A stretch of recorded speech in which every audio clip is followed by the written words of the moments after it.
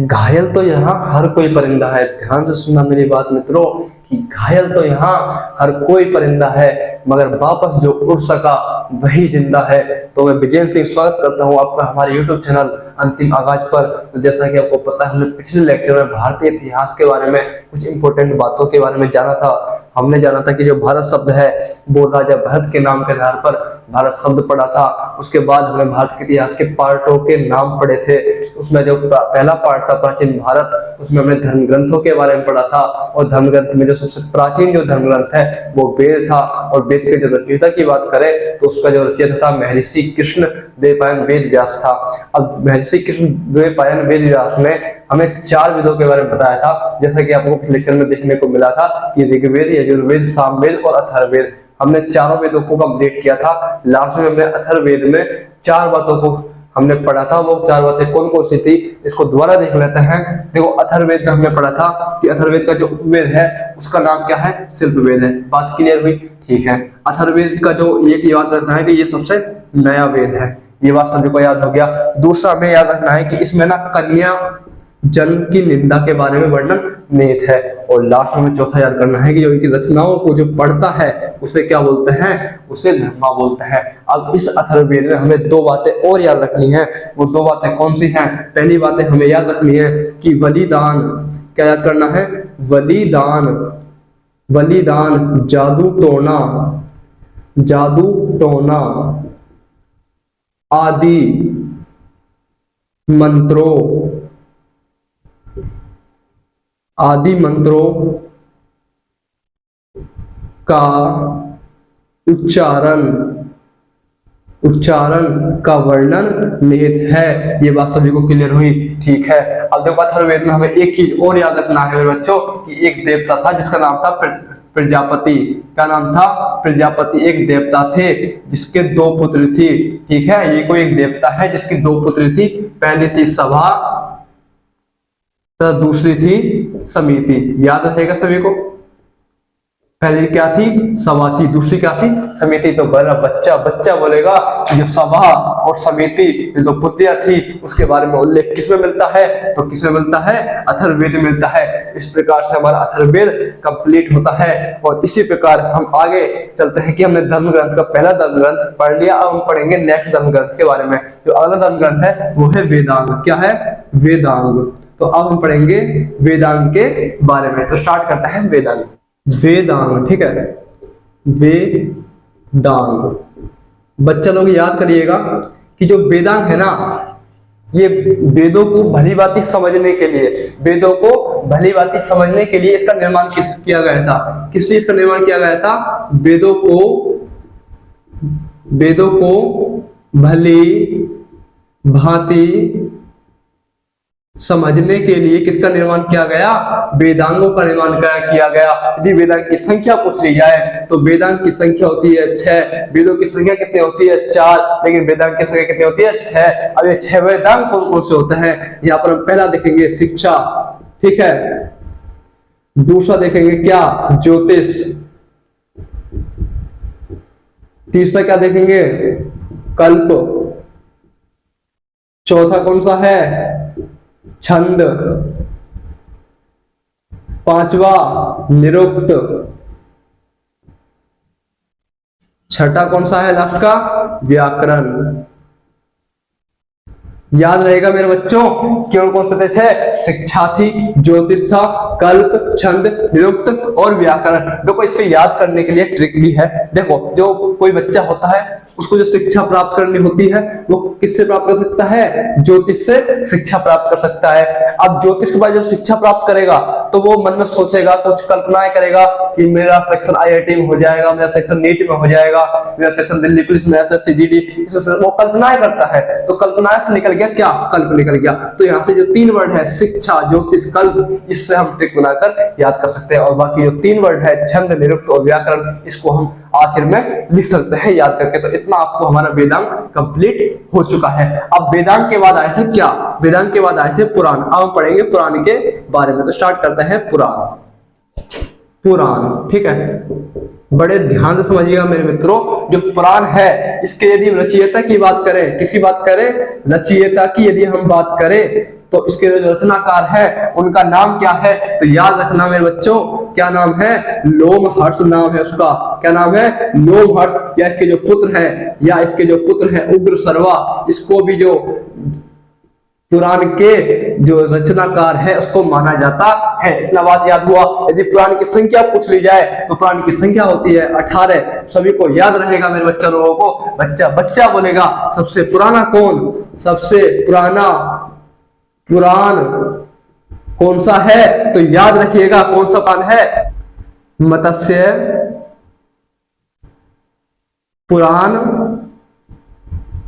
है। ठीक है, बच्चा को याद रहेगा कि सबसे पुराना पुराण कौन सा? मत्स्य पुराण। यदि पूछ ली जाए एग्जाम में कि मत्स्य पुराण किस के अंतर्गत, किस वंश के अंतर्गत आता है, तो याद लिख देना सीधा, मत्स्य पुराण किस वंश के अंतर्गत आता है? तो हमें लिखना है क्या?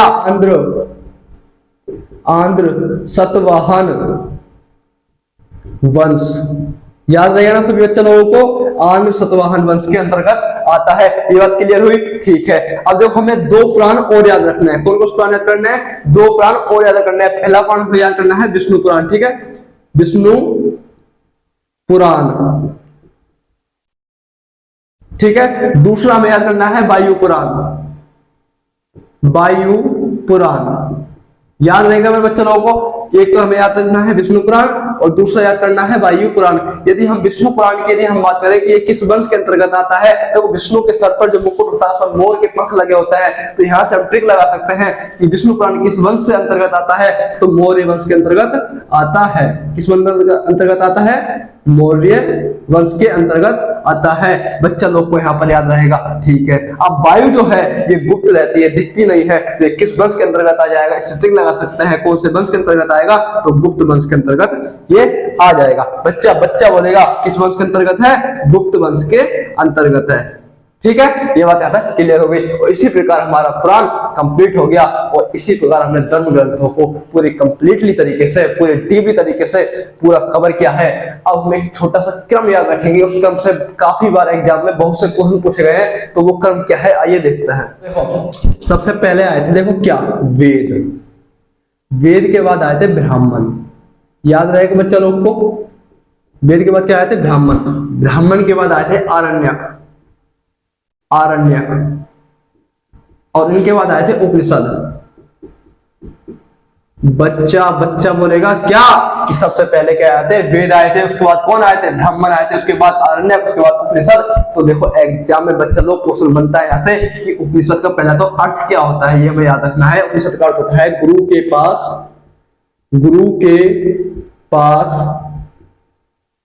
बैठकर शिक्षा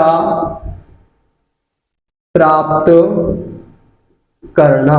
याद रहेगा बच्चा लोग को कि मुझे पता है। बच्चा बोलेगा कि उपनिषद का अर्थ क्या होता है? गुरु के पास बैठकर शिक्षा प्राप्त करना। यदि उपनिषद का पूछ ले जाए कि सबसे छोटा जो उपनिषद है वो कौन सा है, सबसे छोटा उपनिषद कौन सा है, तो बता देना मेरे भाई लोगों, क्या है? छंदोग्य है। क्या है? छंदोग्य सबसे छोटा उपनिषद है। सही बच्चा लोग को याद रखेगा। इसमें एक चीज और याद रखना है, बहुत बार क्वेश्चन पूछा गया है कि उपनिषद में एक उपनिषद होता है मुंडकोपनिषद। याद रहेगा मुंडकोपनिषद।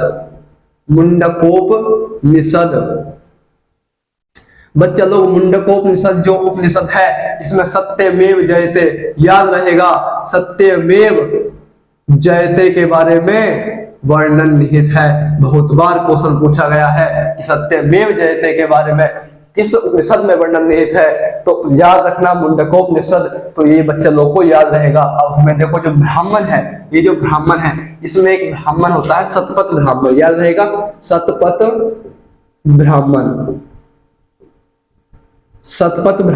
अब जो शतपथ ब्राह्मण है इसमें एक बात कही गई थी। क्या बात कही गई थी मेरे बच्चा लोग को सभी को पता होगा कि क्या कही गई थी? कि स्त्री को पुरुष की अर्धांगिनी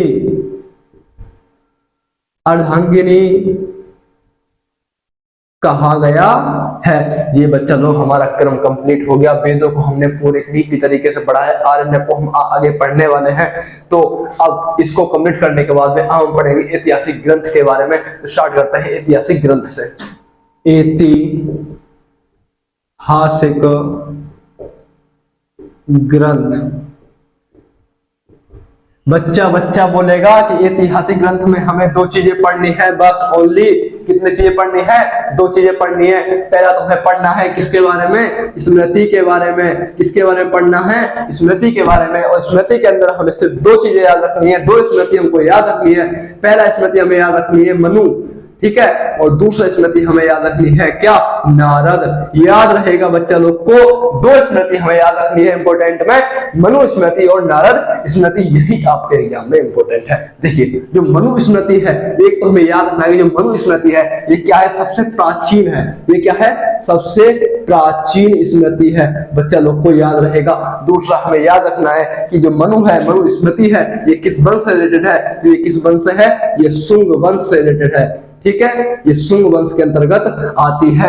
अब हम पढ़ते हैं नारद स्मृति। और नारद स्मृति की हमें बस एक बात याद रखना है, ये किस वंश के अंतर्गत आता है? तो नारद जो होता है अपनी बातों किसी को बताता नहीं है, जिससे ट्रिक लगा सकते हैं कि ये गुप्त वंश से अंतर्गत आता है। किस वंश के अंतर्गत आता है? गुप्त वंश के अंतर्गत आता है। बच्चे लोग को ये बात बिल्कुल समझ में आ गई होगी। देखो ये हमने स्मृतियां पढ़ लिया। अब दूसरी चीज हमने इसमें पढ़नी किताबों के बारे में। किसके बारे में पढ़ना है? किताबों के बारे में, किताबों या ग्रंथों के बारे में। तो बच्चा लोग को याद रहेगा जो किताबों और ग्रंथों के बारे में पढ़ना है, तो हमें इनमें 8 किताबें हमें याद रखनी है। कितनी किताबें याद रखनी है? सिर्फ 8 किताबें याद रखनी है एग्जाम की दृष्टि से। तो 8 किताबें कौन कौन सी हैं उनका नाम जान लेते हैं। तो वो पहली किताब थी जातक, दूसरी किताब है आगम, तीसरी किताब है राजतरंगिणी,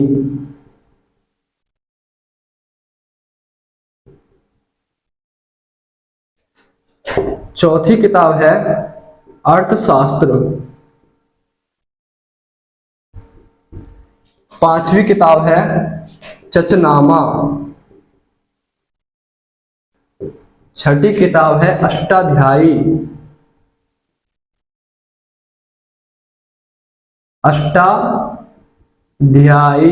याद रहेगा मेरे बच्चे लोगों को। और सातवीं पुस्तक का नाम क्या है? गार्गी संहिता। तथा 8वीं जो पुस्तक है उसका नाम है महाभाष्य।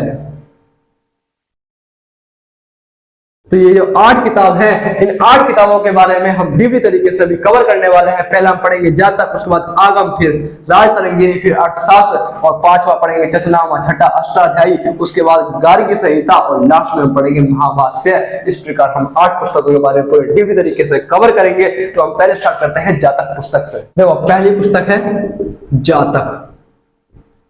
देखो इसके बारे में कौन कौन सी बातें याद रखनी है। देखो जो जातक है ना, इसमें एक तो बौद्ध धर्म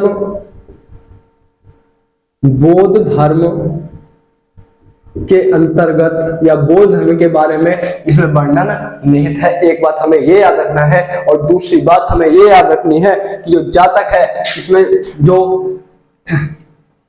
और दूसरी बात हमें ये याद रखनी है कि जो बौद्ध धर्म है इसमें एक व्यक्ति था जिसका नाम था हीनयान। क्या नाम था? हीनयान। अब देखो इस व्यक्ति ने, बेचारा जब पता नहीं कौन था ये, इस व्यक्ति ने एक किताब लिख दिया था जिसका नाम था कथा वस्तु। इसके परिणाम करो, कथा वस्तु। इस व्यक्ति के परिणाम करो जिसने किताब लिखी कथा वस्तु। और इस कथा वस्तु में महात्मा बुद्ध के बारे में, किसके बारे में? महात्मा बुद्ध के बारे में वर्णन निहित है। बच्चा लोग याद रखेगा कि महात्मा बुद्ध के बारे में कौन सी पुस्तक के बारे में, महात्मा बुद्ध के बारे में कौन सी पुस्तक में वर्णन निहित है। तो याद रखना कथा वस्तु ऐसी पुस्तक है जिसमें महात्मा बुद्ध के बारे में वर्णन निहित है। और इस प्रकार हमारी जो जातक पुस्तक है ये कंप्लीट होती है। अब हम पढ़ेंगे दूसरी पुस्तक जिसका नाम है क्या? आगम पुस्तक। तो याद रखिएगा आगम जो पुस्तक है इसमें किस धर्म के बारे में वर्णन निहित है। तो याद रखना जैन धर्म। कौन सा धर्म? जैन धर्म के बारे में वर्णन निहित है, ठीक है। तो इसमें हमें एक चीज और याद रखनी है कि जो आगम पुस्तक है ये किसने लिखी थी? तो ये लिखी थी महावीर। महावीर स्वामी। किसने लिखी थी? महावीर स्वामी ने लिखी थी। अब महावीर स्वामी कौन थे? तो ये जो महावीर स्वामी थे 24वें तीर्थंकर या अंतिम तीर्थंकर थे। ठीक है, ये बात हमें याद रखनी है। तो बच्चा बच्चा बोलेगा कि आगम पुस्तक किसने लिखी? तो महावीर स्वामी ने लिखी। तो महावीर स्वामी कौन थे? ये 24वें तीर्थंकर या अंतिम तीर्थंकर थे। और जो जैन धर्म है, वो प्राचीन जो भारत है वो जैन धर्म में 2 शाखाओं में बांट दिया था। वो 2 शाखाएं कौन कौन सी थी? पहली थी श्वेतांबर और दूसरी कौन थी मेरे बच्चा लोग? दूसरी थी दिगंबर। याद रहेगा मेरे बच्चों लोग को कि पहली जो शाखा थी इसका नाम था श्वेतांबर, दूसरी जो शाखा थी इसका नाम था दिगंबर। दूसरी जो शाखा थी उसका नाम था दिगंबर। तो बच्चा बच्चा लोग बोलेगा युवा केसरी। यहां तक आपको पूरा कंप्लीट हो चुका है। अब हम पढ़ेंगे तीसरी पुस्तक जिसका नाम है राजतरंगिणी। ठीक है, तीसरी पुस्तक है राजतरंगिणी।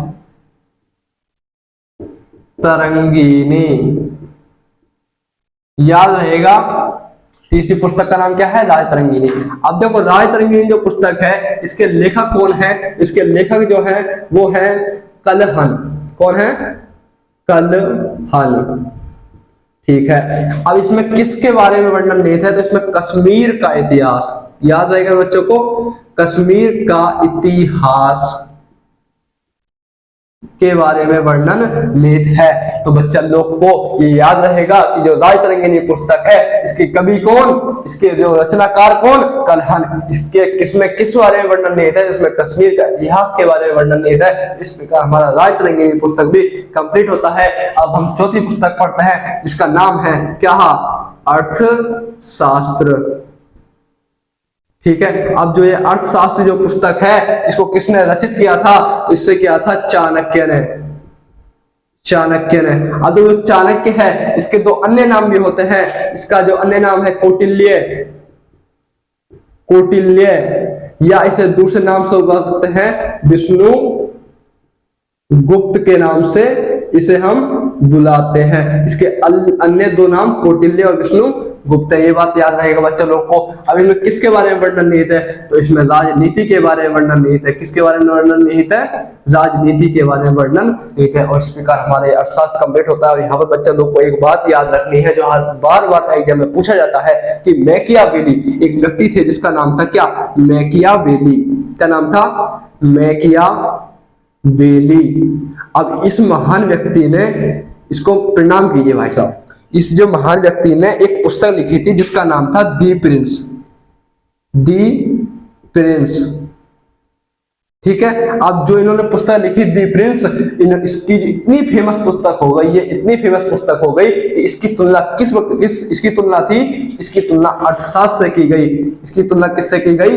अर्थशास्त्र से की गई। तो बच्चा लोग को ये याद रहेगा कि जो दी प्रिंस पुस्तक है, जो दी प्रिंस पुस्तक है, ये किस व्यक्ति ने लिखा? तो ये लिखा मैकियावेली ने लिखा। तो इस प्रकार हमारी 4 पुस्तक कंप्लीट होती हैं।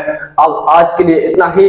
मैं माफी चाहूंगा कि हमारे पास आज थोड़ा जो फैसिलिटी है वो है नहीं, इसलिए मुझे मजबूरन कहीं और पर वीडियो बनाना पड़ रहा है। तो मैं माफी चाहूंगा। बस आज के लिए इतना ही। जय हिंद।